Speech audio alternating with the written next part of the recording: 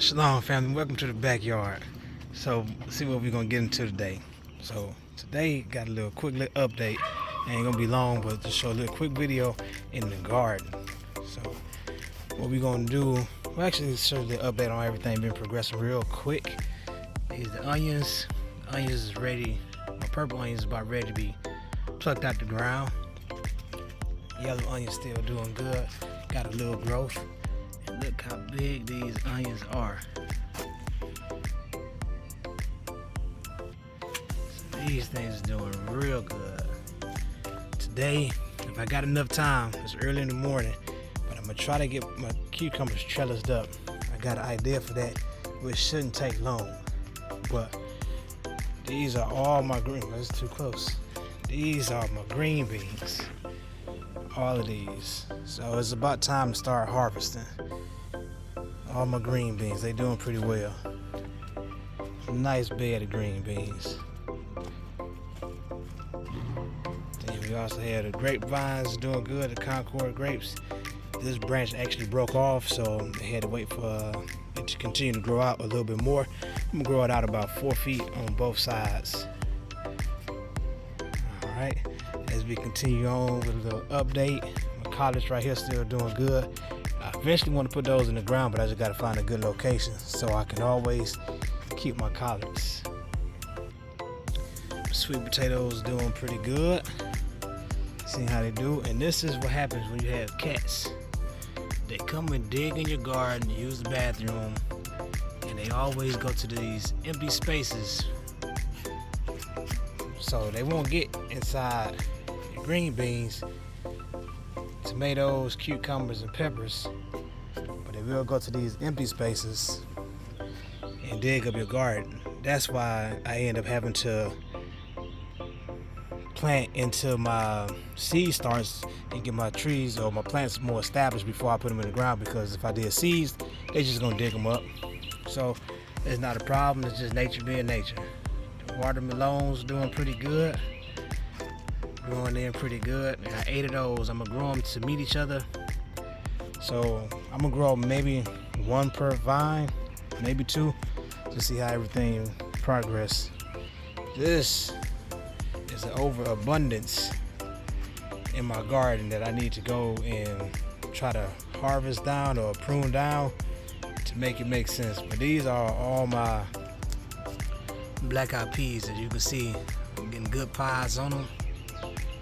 They're not ready to harvest yet, but they on their way, and I should get a good harvest of my black-eyed peas. And they all over the place, doing real good. And of course, can't forget about my corn here.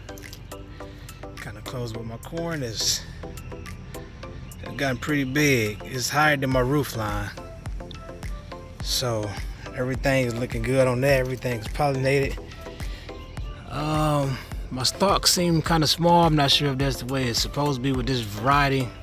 I grew a different variety this year, but they almost ready when you start to get the browning and the drying out of the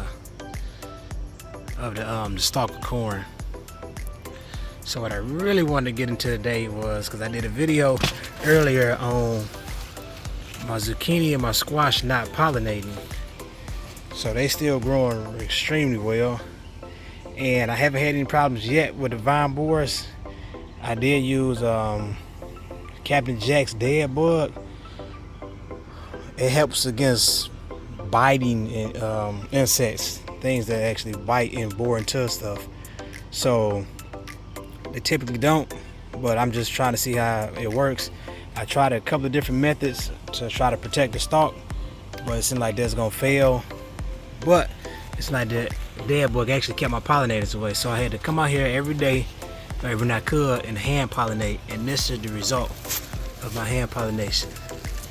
This is the yellow summer crooked neck squash. As you can see, the hand pollination is working, and we're getting a good amount of squash now, even over here.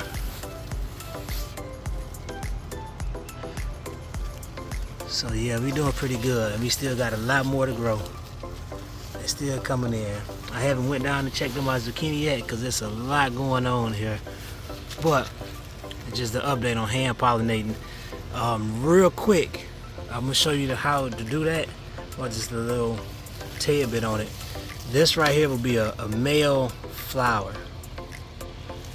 As you can see here, it has just a straight stalk. And if you look at that guy there, on the inside, that's the stamen. That's the male part of the flower. See if I can find a female. A female is going to have an actual womb on it, I would call it. And this is actually where the fruit is going to develop. And inside of that, if I can find one,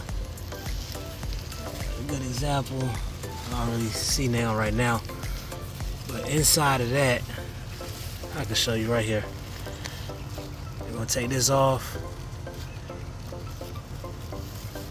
This one ain't no good anyway, so see if I can show you. Inside of that is gonna be, it's gonna look like that. So it's a little different than the male, and that's how you can tell the difference. But the main thing is the stamen, and as well as the vine versus the vine that's going to be on the female. She's going to have a womb, and then you pollinate just like you take the pollen out of this and you dap it on the female portion of the flower, and after a little while they have a little baby squash. So that's good. So that's that. So that's just a little quick update. And also, let me show you this real quick before I close the gate on y'all. This is my other grapevine, and this doing pretty good as well. And these, I got a small little cluster of grapes. So hopefully these mature. They look like they're doing pretty good, and we actually get some grapes this year. This will be the first time we actually getting a cluster of grapes. So with that being said, there's a lot more going on around here, but I just definitely wanted to shoot that real quick so y'all can see the difference between when you hand pollinate or you just let the nature do it. And that is to protect the actual tree from the vine borers. So far it's been doing pretty good.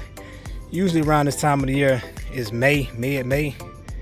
All the insects is about full in effect now. They're coming out to destroy and eat up all your crops. So you got to protect them some kind of way. So with that being said, I'm gonna slide on out of here. I'm gonna close the gate. Y'all have a good one. Peace.